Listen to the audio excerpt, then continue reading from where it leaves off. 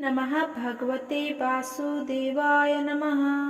आज हम श्रीमद् भगवत गीता का पाठ करेंगे। प्रथम अध्याय प्रारंभ। धृतराष्ट्र कहने लगा, सुन संजय धीमान, क्षेत्र की भूमि में क्या कुछ होत सुजान, क्या कुछ होत सुजान।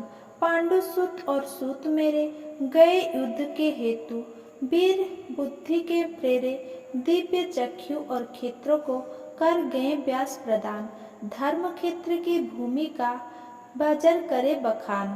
श्री मद् भगवत गीता भाषा प्रारंभ। श्री उ नमः भगवते वासुदेवाय, वासुदेव विश्वेश्वराय, आदि पुरुष अपरंपारी पुरुषाय नमः। दोहा। जगत बंधु ज्योति स्वरूप, जियो की जान नहार, हरियस मांगन आयो, दास प्रभु के द्वार। जो अर्जुन को श्री भगवान जी ने गीता ज्ञान दिया है, सो मुझको मिले।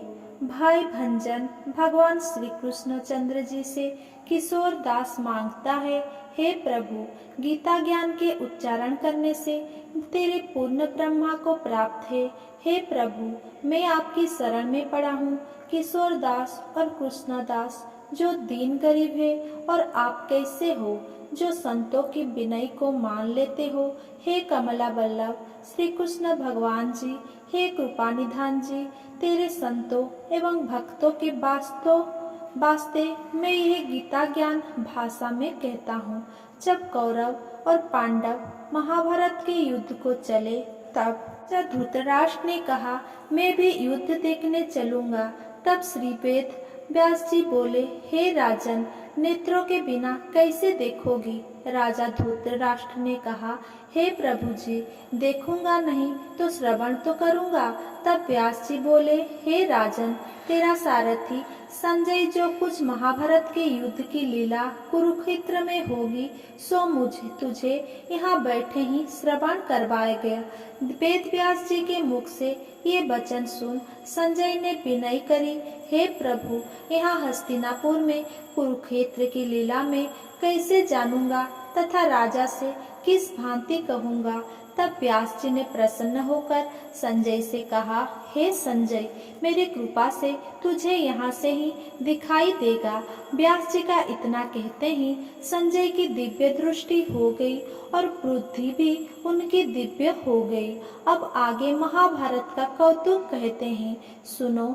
7 अक्षयणी सेना पांडव की और 11 अक्षयणी सेना कौरव की, ये दोनों सेनाएं कुरुक्षेत्र में जब एकत्र हुई, तब धृतराष्ट्र ने पूछा, हे संजय, धर्म के क्षेत्र में युद्ध की इच्छा से एकत्र हुए मेरे पांडु के पुत्र ने क्या किया। संजय ने कहा, पांडवों की सेना को व्यूहित देखकर दुर्योधन द्रोणाचार्य के समीप जाकर कहने लगे, हे आचार्य, देखिए, आपके शिष्य बुद्धिमान द्रुपद पुत्र ने पांडवों की बड़ी सेना की कैसे व्यूह रचना की है। इस सेना में अर्जुन, भीम, बड़े बड़े धनुर्धारी वीर, युगधान, विराट, महारथी, द्रुपद, धृतराष्ट्र, चेकितान, बलवान, पुरजित, कुंती भोज, नरों में श्रेष्ठ शैव्य, पराक्रमी युधामन्यु, बलवान उत्तम औजार अभिमन्यु और द्रौपदी के 5 पुत्र, सबके सब महारथी है। हे ब्राह्मण श्रेष्ठ, आपके स्मरणार्थ अब मैं सेना के प्रधान सेनापतियों के नाम वर्णन करता हूँ। अब भीष्म, कर्ण, युद्ध विजयी कृपाचार्य, अश्वत्थामा, विकर्ण, सोमदत्त का पुत्र भूरिश्रवा और बहुत से शूरवीर मेरे लिए प्राण तक देने को तैयार है।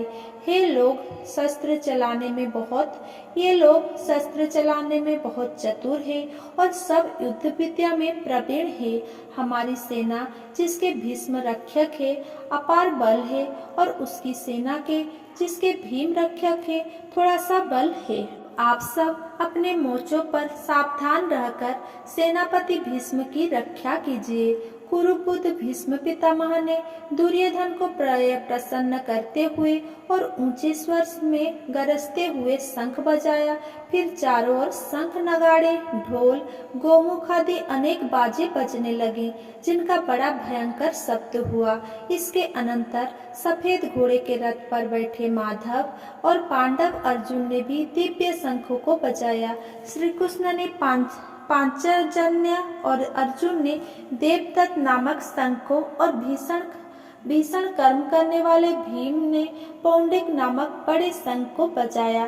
कुंती पुत्र धर्मराज युधिष्ठिर ने अनंत विजय, नकुल ने सुघोष, सहदेव ने मणिपुष्पक तथा महान धनुर्धर काशीराज, शिखंडी, धृतधम्नु, विराट, अपराजित, सात्यकी, राजा द्रुमद और द्रौपदी के 5 पुत्र तथा महाभायु अभिमन्यु, इन सब वीरों ने अपने अपने शंखों को बजाया। उन शंखों के भारी शब्द से आकाश और पृथ्वी गूंज उठी और धृतराष्ट्र के पुत्र के हृदय कांप थे। हे राजन, अर्जुन ने कौरव को युद्ध के लिए प्रस्तुत देखकर श्री कृष्ण जी से कहा, हे अच्युत, मेरा रथ दोनों सेनाओं के बीच में खड़ा कीजिए, जिससे मैं युद्ध करने वालों को देख लूं कि इस रणभूमि में मुझे किन किन के साथ युद्ध करना चाहिए। दुर्बुद्धि दुर्योधन से प्रीति करने वाले जो संग्राम के लिए यहाँ एकत्र हुए हैं, उनको देख सकूं। संजय कहने लगे, हे राजन, अर्जुन की बात सुनकर श्री कृष्ण ने भीष्म, द्रोण आदि वीरों के सामने उत्तम रथ को खड़ा करके कहा, हे वीरों, संग्राम के लिए उद्यत इन कौरवों को देख लो। अर्जुन ने चाचा, बाबा, गुरु, मामा, भाई, पौत्र, ससुर और सजनों को शस्त्र से सुसज्जित खड़े देखा और उनसे इन दोनों सेनाओं में अपने ही सब बांधवों को खड़ा देखकर परम दयाद्र हो अत्यंत खेद के साथ यह वचन कहे, हे कृष्ण, संग्राम की इच्छा से आए अपने बंधुओं को देख मेरे अंग ढीले हो रहे हैं और मुख सूखा जा रहा है, मेरा शरीर विकल हो रहा है, रोमांच खड़े होते हैं, गांडीव हाथ से गिर जाते, त्वचा जली जा रही है। हे कश्यप, मुझ में खड़े रहने की सामर्थ्य नहीं है, मेरा मन चक्कर खा रहा है और सब लक्षण में उल्टी देख रहा हूँ और संग्राम में स्वजनों का वध करके कोई लाभ भी नहीं होगा। और हे कृष्ण, मैं जीत कर राज्य और सुख भी नहीं चाहता हूँ। हे प्रभु, हमको राज्य भोग और जीवन से क्या काम है, क्योंकि जिनके लिए राज्य भोग और सुख की इच्छा की जाती है, वे सब संग्राम में प्राण और धन की ममता छोड़ मरने को तैयार है। और आचार्य, पिता, पुत्र, पितामह, मामा, ससुर, पौत्र, साले और संबंधी, ये सब मुझे मारे तो भी मधुसूदन, मैं इन्हें मारने की इच्छा नहीं करूँगा। हे जनार्दन, त्रिलोकी के राज्य के लिए भी मैं इन्हें मारने की इच्छा नहीं करूँगा। हे जनार्दन, त्रिलोकी के राज्य के लिए भी मैं इन्हें नहीं मारना चाहता, फिर इस पृथ्वी के लिए तो कहना ही क्या। हे जनार्दन, धृतराष्ट्र के पुत्र को मारकर हमारा क्या होगा, इन आत्ताइयों का वध करने से पाप ही होगा, इसलिए हमें अपने भाई धृतराष्ट्र के पुत्र को मारना अनुचित है। हे माधव, वे माधव, स्वजनों को मारकर क्या हम सुखी रह सकते हैं? सब लोग लोभ के वशीभूत है और कुल के नाश करने तथा मित्रद्रोह करने में पाप को नहीं देखते। कुल नाश को जानते हुए भी हमको इस पातक से क्यों नहीं दूर रहना चाहिए? कुल का नाश होने से कुल के प्राचीन धर्म नष्ट हो जाते हैं, फिर धर्म नाश होने से कुल में पाप बढ़ता है। हे श्री कृष्ण, पाप से कुल की स्त्रियां व्यभिचारिणी हो जाती हैं, जिनसे वर्ण संकर संतान उत्पन्न होती है। वो वर्ण संकर जिन पुरुषों ने कुल को नष्ट किया है, उनको तथा उन कुलों को नरक में पहुंचाते हैं, क्योंकि श्राद्ध तर्पण आदि बंद हो जाते हैं। वर्ण संकर बनाने वाले दोष से कुल ध्वंस के जाति धर्म और कुल धर्म निरंतर नाश हो जाते हैं। हे जनार्दन, मैंने बराबर सुना है कि कुल धर्म नष्ट होने से निश्चय नरकवास करना होता है। हाय, हम बड़ा पातक करने को तैयार हैं। जो राज्य सुख के लाभ से अपने स्वजनों को ही मारने की कोशिश कर रहे हैं। मुझे शस्त्र सही रहित उपायहीन को रणभूमि में बांधकर डाल दें तो मेरा बहुत कल्याण हो। संजय ने कहा, हे राजन, ये कहकर अत्यंत दुखित होकर अर्जुन ने उसी समय धनुष बाण फेंक दिया और रथ के पिछले भाग में जा बैठा। प्रथम अध्याय का महत्व। एक समय पार्वती जी ने पूछा, हे महादेव जी, किस ज्ञान के बल से आपको संसार के सब लोग शिव कहकर पूजते हैं? मूग छाला ओढ़े, सब अंगों में श्मशानों की विभूति लगाएं, गले में सर्प और नरमुंडों की माला पहने हुए हो, इनमें तो कोई भी पवित्र नहीं, फिर आप किस ज्ञान से पवित्र माने जाते हो? यह आप कृपा कर कहिए। श्री महादेव जी बोले, हे प्रिय, सुनो, गीता ज्ञान को हृदय में धारण करने से मैं पवित्र माना जाता हूँ और इस ज्ञान से मुझे बाहर के कर्म नहीं व्यापते। तब पार्वती जी ने कहा, हे भगवान, जिस गीता ज्ञान की आप ऐसी स्तुति करते हैं, इसके श्रवण करने से कोई कुतार्थ भी हुआ है? तब श्री महादेव जी ने कहा, इस ज्ञान को सुनकर बहुत से जीव कृतार्थ हुए हैं और आगे भी होंगे। मैं तुमसे एक पुरातन कथा कहता हूँ, तुम श्रवण करो। एक समय पाताल लोक में शेषनाग की सरिया पर श्री नारायण जी नैन मूंद कर आनंद में मग्न थे। उस समय भगवान के चरण दबाती हुई श्री लक्ष्मी जी ने पूछा, हे प्रभु, निद्रा और आलस्य तो उन पुरुषों को व्यापता है जो पुरुष तामसी है, फिर आप तो तीनों गुणों से अतीत हो। श्री नारायण प्रभु वासुदेव हो, आप जो नेत्र मूंद रहे हो, ये मुझको बड़ा आश्चर्य है। श्री नारायण जी बोले, हे लक्ष्मी, मुझको निद्रा आलस्य नहीं व्यापता। एक शब्द रूप जो भगवत गीता है, उसमें जो ज्ञान है उसके आकार रूप है, तैसे यह गीता शब्द रूप अवतार है। इस गीता में यह अंग है। 5 अध्याय मेरा मुख है, 5 अध्याय मेरी भुजा है, 11वां अध्याय मेरा हृदय और मन है, 16वां अध्याय मेरा उदर है, 17वां अध्याय मेरी अंघा है, 18वां अध्याय मेरे चरण है। गीता के सब श्लोकों ही मेरी नाड़ियां है और जो गीता के अक्षर है वही मेरे रोम है।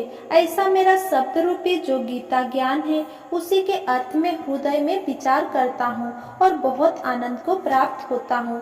लक्ष्मी जी बोले, हे श्री नारायण जी, जब श्री गीता जी का इतना ज्ञान है तो उसको सुनकर कोई जीव कुतार्थ भी हुआ है? सो सुनाइए, मुझसे कहो। तब श्री नारायण जी ने कहा, हे लक्ष्मी, गीता ज्ञान को सुनकर बहुत से जीव कुतार्थ हुए हैं, सो तू श्रवण कर। एक शूद्र वर्ण प्राणी था जो चांडालों के कर्म करता था और तेल से लवण का व्यापार करता था। उसने एक बकरी पाली। एक दिन वो बकरी चराने को वन में गया और वृक्ष के पत्ते तोड़ने लगा।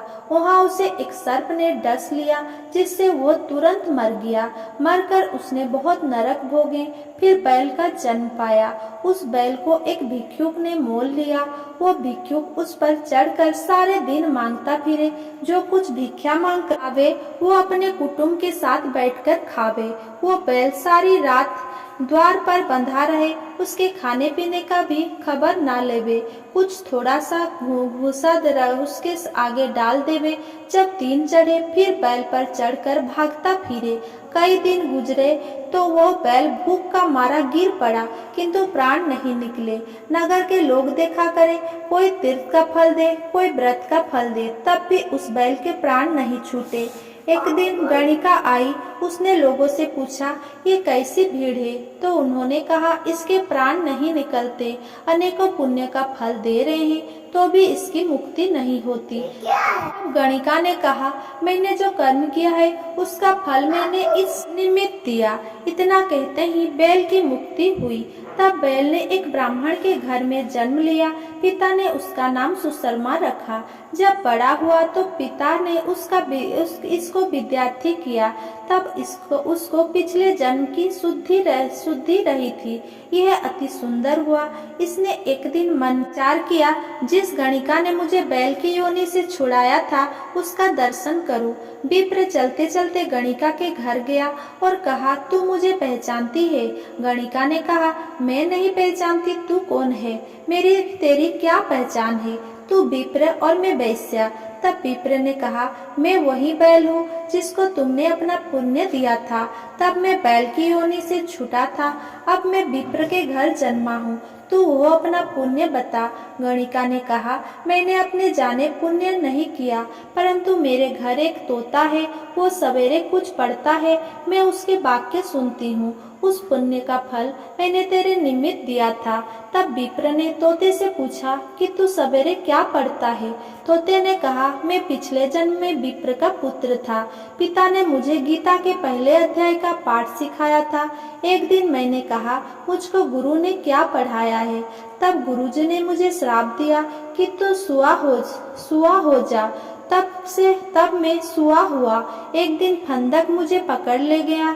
एक विप्र ने मुझे मोल ले लिया। वो विप्र भी अपने पुत्र को गीता का पाठ सिखाता था। तब मैंने भी यह पाठ सीख लिया। उसी दिन विप्र के घर में चोर घुस पड़े। उसको धन तो प्राप्त ना हुआ, किंतु वो मेरा पिंजड़ा उठा ले गया कि यह गणिका मित्र थी। वो मुझे इसके पास ले आए। सो मैं नित्य प्रातः गीता जी के पहले अध्याय का पाठ करता हूँ। वही वो गणिका सुनती है, पर इस गणिका की समझ में नहीं आता। जो मैं पढ़ता हूँ वही इस गणिका ने तेरे निमित्त दिया था। वो श्री गीता जी के पहले अध्याय के पाठ का फल है। तब विप्र ने कहा, हे तोते, तू भी विप्र है, मेरे आशीर्वाद से तेरा कल्याण हो। सो हे लक्ष्मी। विप्र के इतना कहते ही वो तोता भी मुक्ति को प्राप्त हुआ। तब गणिका ने बुरे कर्म छोड़े, भले कर्म ग्रहण किए, नित्य प्रति स्नान करे और श्री गीता जी के प्रथम अध्याय का पाठ करे। इससे उसकी भी मुक्ति हुई। इति प्रथम अध्याय संपूर्ण। अगर मेरा ये वीडियो आपको पसंद आया तो मेरा वीडियो को लाइक, कमेंट, शेयर करें एंड मेरा चैनल का सब्सक्राइब करें। धन्यवाद।